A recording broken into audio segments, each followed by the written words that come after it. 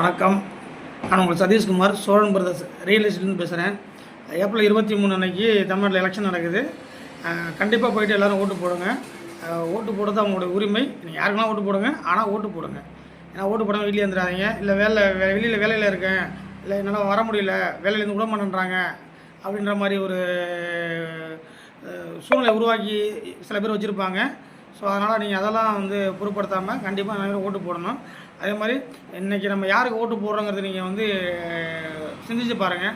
நாளைக்கு நம்ம குழந்தைகளுக்கும் நம்மளுடைய சங்கதியருக்கும் நமக்கும் அந்த நாட்டுக்கும் யார் நல்லது செய்வாங்க, யாரால் பிள்ளைங்களுடைய ஃபஸ்ட் ஆஃப் ஆல் பார்த்திங்கன்னா படிப்பு.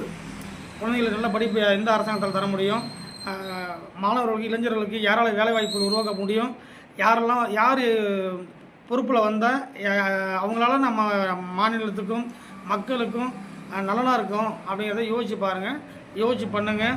ஏன்னா இப்போ நிறைய மீடியாக்கெல்லாம் சொல்கிறாங்க இந்த கட்சி வந்துடும் அந்த கட்சி வந்துடும், எந்த கட்சி வேணாலும் வரட்டும், ஆனால் மக்கள் ஓட்டு போடாமல் யாரும் வர போகிறதில்ல. அதனால் மக்கள் சிந்திச்சு செயல்படுங்க.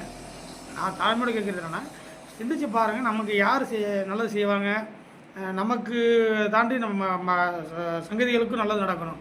ஏன்னா ஒரு 5 வருஷத்தில் ஒரு ஓட்டு போட்டு ஒரு தப்பான ஒரு ஆளை தேர்ந்தெடுத்து இன்னும் 5 வருஷம் கீழே போகிறத விட மேலே வர்றதுக்கு யார் பண்ணுவாங்க, அதை யோசிச்சு பாருங்கள். எக்காரணம் மட்டும் சமூக சார்ந்தோ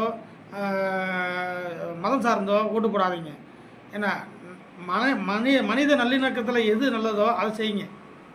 கண்டிப்பாக அனைவருமே ஓட்டு போடுங்க. நன்றி, வணக்கம்.